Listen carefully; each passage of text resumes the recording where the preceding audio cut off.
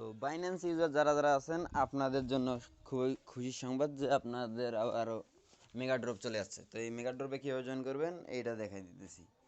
এই ড্রপ আমার এখানে শো করতেছে, আপনাদের যদি এখানে শো না করে তাহলে এখানে দেখেন মোর অপশন আছে, এই মোড়ে আপনি ক্লিক করবেন।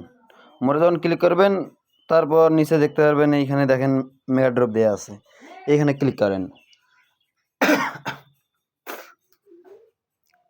ক্লিক করার পর উপরে দেখেন কার্নেল ডাও অনগোয়িং একটা মেগা ড্রপ স্টার্ট হয়েছে আজকেই, আর এইটা শেষ হবে 4 দিন পরে এটা শেষ হয়ে যাবে। তো তার আগে আপনাকে জয়েন করতে হবে। তো এইখানে জয়েন করার জন্য কি করতে হবে, এইখানে 2টা টাস্ক আছে, 2টা টাস্ক আপনি কমপ্লিট করতে পারেন।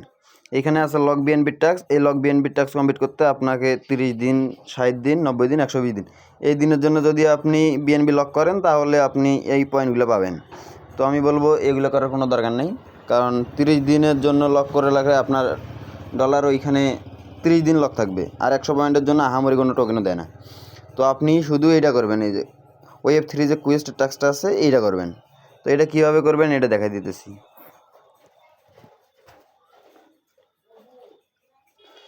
তো কুইজটা টাস্ক কমপ্লিট করার জন্য এখানে দেখেন স্টার্ট কুইজ দেওয়া আছে, এখানে যদি আমি ক্লিক করি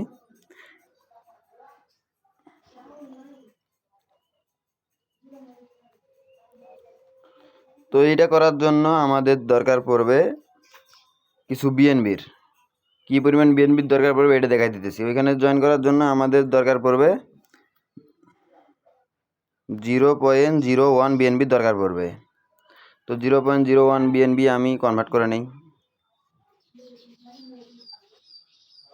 তো যেহেতু 0.01 বিএনবির দরকার পড়বে তো আপনি একটু বেশি করে নেবেন, 0.011 একটু বেশি করে নেবেন, তাহলে আপনার সুবিধা হবে। যদি আপনি আরও পারেন তাহলে আরও বেশি দিবেন। তো আমি $6.57 মতো বিএনবি এখানে কনভার্ট করতেছি। এইখানে দেখেন $6.57, তো কনভার্ট করে নেবেন।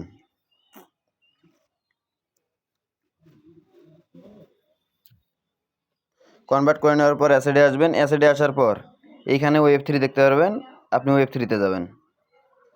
আমি আগেই বলছি যে Web3 ওয়ালেটটা সর্বপ্রথম সুরক্ষিত করে নেবেন, যে আপনার Web3 ওয়ালেটটা আসলে ঠিক আছে কিনা। তারপর অ্যাসেডে যাবেন, যাওয়ার পরে এইখানে দেখেন রিসিভ অপশন আছে, এই রিসিভে ক্লিক করবেন। রিসিভে ক্লিক করার পর প্রথম দেখেন উইথড্র ফ্রম বাইন্যান্স এক্সচেঞ্জ, এখানে ক্লিক করবেন। ক্লিক করে আপনার যে বিএনবিটা আছে বিএনবির ওপর ক্লিক করবেন। তারপর বিএনবি স্মার্ট চেইন এই যে যেটা আছে BEP20, এটাতে ক্লিক করার পর আপনি উইথড্র করে আপনার যে Web3 ওয়ালেট আছে ওইটাতে নেবেন।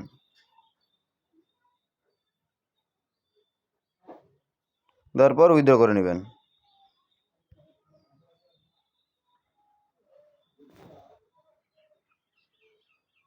তো দেখেন আমার উইথড্র কিন্তু প্রসেসিংয়ে চলে গেছে।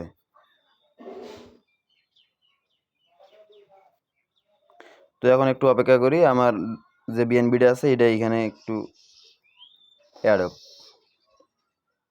তো দেখেন কথা বলতে বলতে এখানে অ্যাড হয়ে গেছে। তো এইবার আবার এক্সচেঞ্জে চলে আসবেন, আসার পরে মেগা ড্রপে ক্লিক করবেন। তো এটাতে আসার পর এবার যদি আপনি স্টার্ট কুইজে ক্লিক করেন, তারপরে এখানে দেখেন স্টার্ট নাও যে বাটনটা আছে এখানে ক্লিক করবেন, এটাতে ওকে দিবেন। তারপর এইরকম একটা ইন্টারফেসে আপনাদের নিয়ে আসবে। তো এইখানে দেখেন কি বলতেছে 0.01 ASBNB और 0.01 BNB। তো আপনার ASBNBতে করার কোনো দরকার নেই, আপনি যে 0.01 BNB আছে শুধু ওইটা করবেন। তো এটা করার জন্য এইখানে দেখেন স্টেক BNB আছে, এই স্টেক BNBতে ক্লিক করবেন। করার পর উপরে দেখতে পারবেন কানেক্ট ওয়ালেট অপশন আছে, কানেক্ট ওয়ালেটে ক্লিক করবেন। তারপর বাইন্যান্স ওয়ালেট যেইটা আছে বাইন্যান্স, এই যে বাইন্যান্স ওয়ালেট এইটা আপনি কানেক্ট দিবেন। তো কানেক্ট দেওয়া যখন শেষ তারপর আপনি এখানে একটা অ্যামাউন্ট দেবেন। এইখানে দেখেন ডিপোজিট অ্যামাউন্ট 0.01 তো আমি একটু বেশি দিলাম যাতে সেফ থাকা যায় আর কি। তো 0.01 যখন বিএনপি দিবেন তারপরে আপনি এখানে ডিপোজিট করে দিবেন। তো ডিপোজিটে যখন ক্লিক করবেন তারপর আপনাদের এইরকম কিছু পারমিশন চাবে, আপনি পারমিশনগুলো অ্যালাউ করে দেবেন।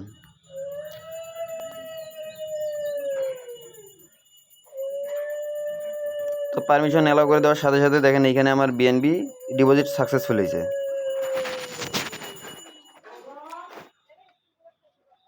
তো আপনার যখন বিএনবি ডিপোজিট সাকসেসফুল হবে তারপর আপনি এই উইথড্রতে দেখতে পারবেন।